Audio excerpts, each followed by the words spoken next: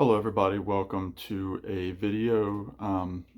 Videos like this are always weird to make because on one hand you don't want to feel like you're, exploiting an artist that has passed away.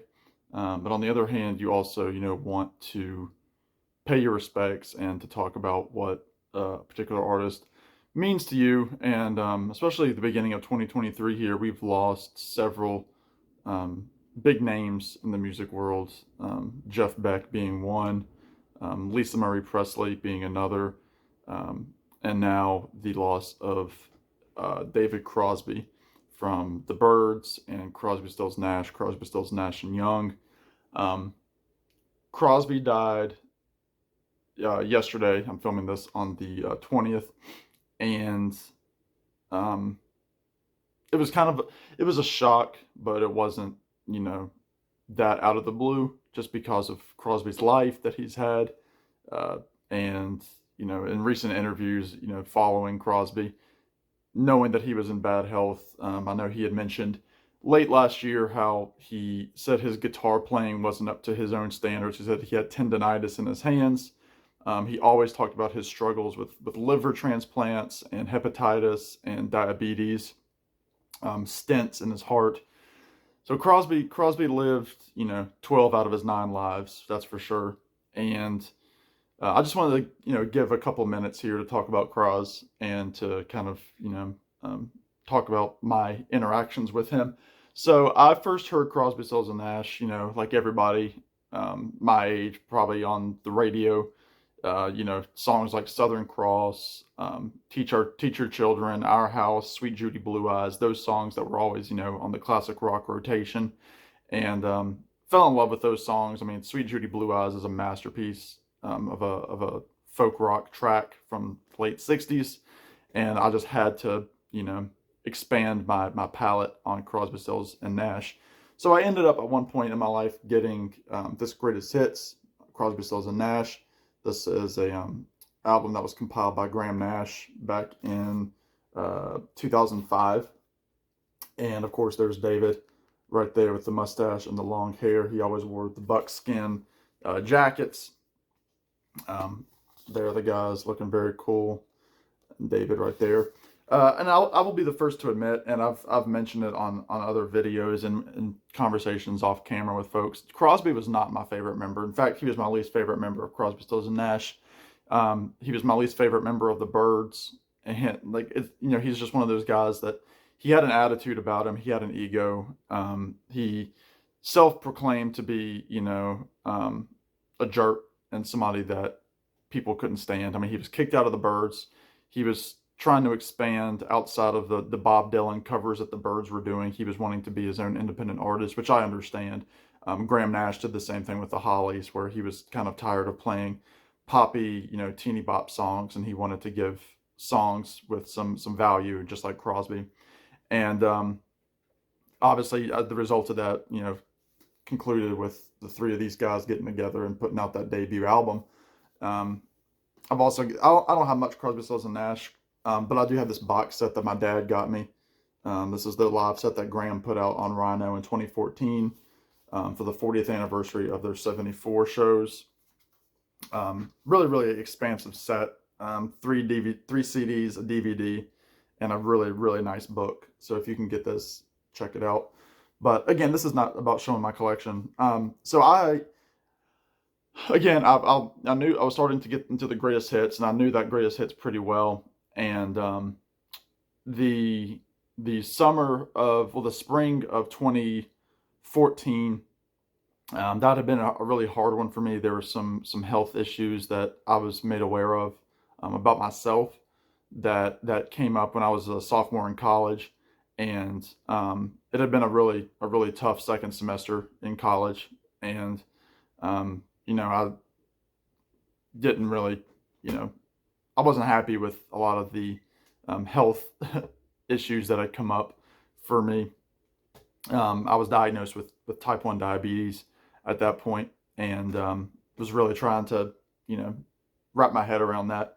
And so after that long year, my birthday is in May, and my sister got me for my birthday tickets to see Crosby, Stills and Nash. They were coming to my town, and I couldn't believe it.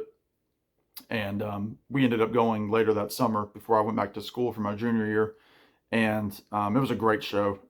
No opener, thankfully, and you had you had Crosby, Stills and Nash there, doing all the hits. They open up with "Carry On" and "Questions," which is their go-to opener. I remember Stills did "Girl from the North Country," Nash and Crosby did "Blackbird," the Beatles song. But then they also did, the big songs: "Guinevere," "Deja Vu," "Delta," "Southern Cross." Just a Song Before I Go, Our House, all of the songs. The only song they didn't do was Sweet Judy Blue Eyes, which I was disappointed about, but they didn't do it on that tour.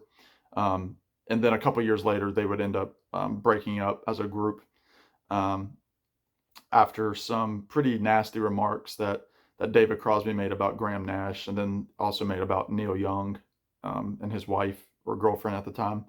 And that was the end of Crosby, Stills and Nash. I think they played once more at the White House. They did a horrendous version of, I think, Silent Night. And you can see that they're just, they're gritting their teeth through it. And it's a shame that that's how they went out. But, a group that was as tumultuous as Crosby, Stills and Nash, you couldn't have expected anything else. But so I saw uh, the group in 2014, and 2 or 3 years later, my sister, the same sister, was also she was part of an after school program that encouraged students to play music. It was called a music lab, and it taught them how to use the equipment, how to record, and that sort of thing. And part of the perks of that was that they could end up essentially getting a free ticket to any show that came to the music venue where they actually had the classes. And David Crosby came around, and so my sister was able to get 2 tickets, and so her and I went to see him. That was on the Lighthouse tour that he did with Becca Stevens, Michelle Willis, and Michael League of the jazz group Snarky Puppy. And it was kind of a self-indulgent show because he did most of the songs from the new album, and he essentially said in press releases that he wasn't going to do songs like Deja Vu and Almost Cut My Hair. I want to say they did Guinevere, and if you can remember my name, like, he didn't do many CSN songs. He was really focused on the present, which again I understand. I love Bob Dylan, and he does the same thing, so I couldn't really fault him in that. But Crosby and Dylan aren't exactly on the same playing field when it comes to impact. But um, that was cool to see him like that. It was a very mellow show. But then a few years later, um, I was able to see him again at the same venue.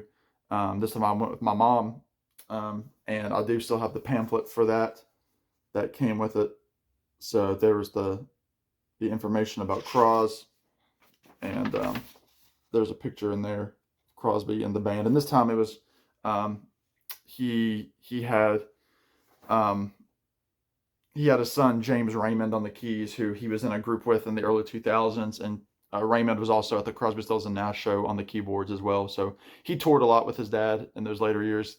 He was a son that Crosby never knew that he had, and it was neat. They rekindled their relationship, 40 years after James was born.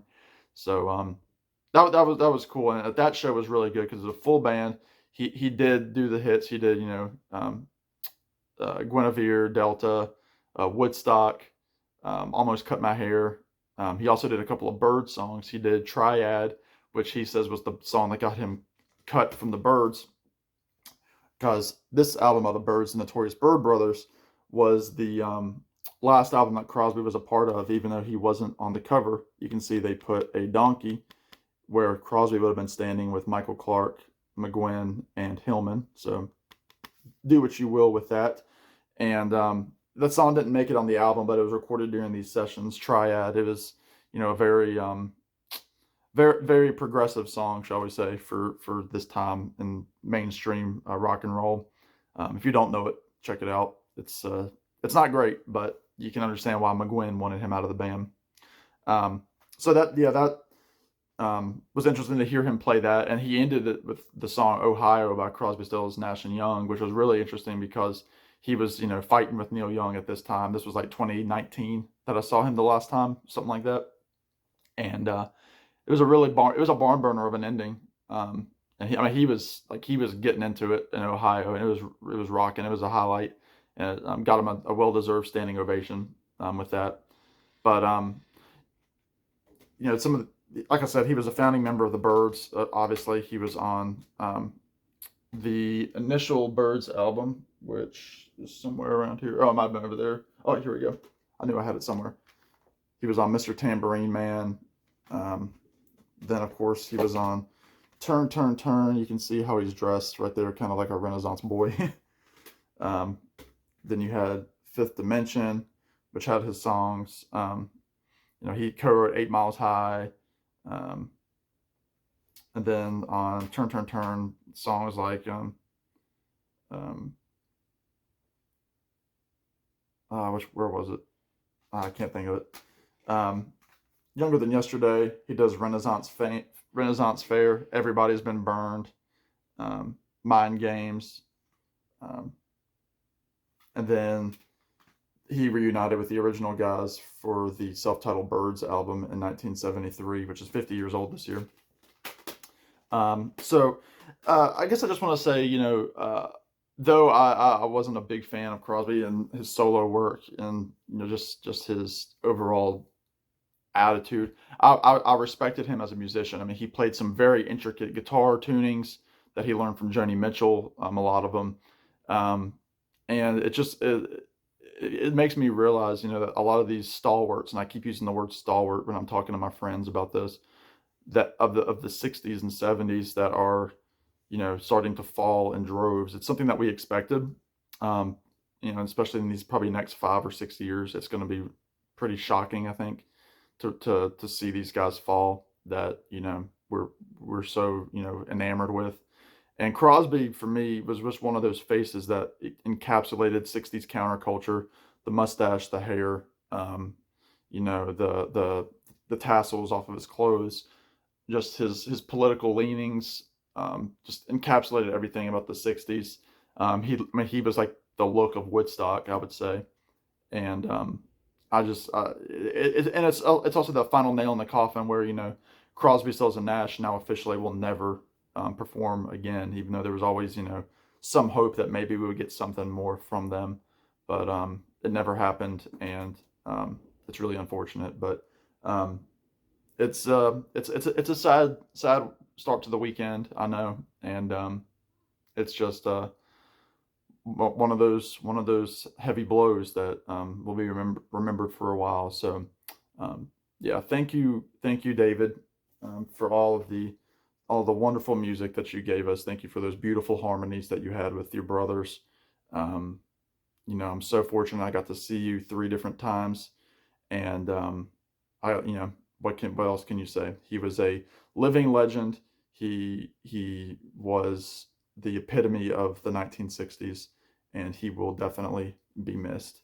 So thank you all, everyone, for watching this. Please be good to everyone, and we'll talk to you soon.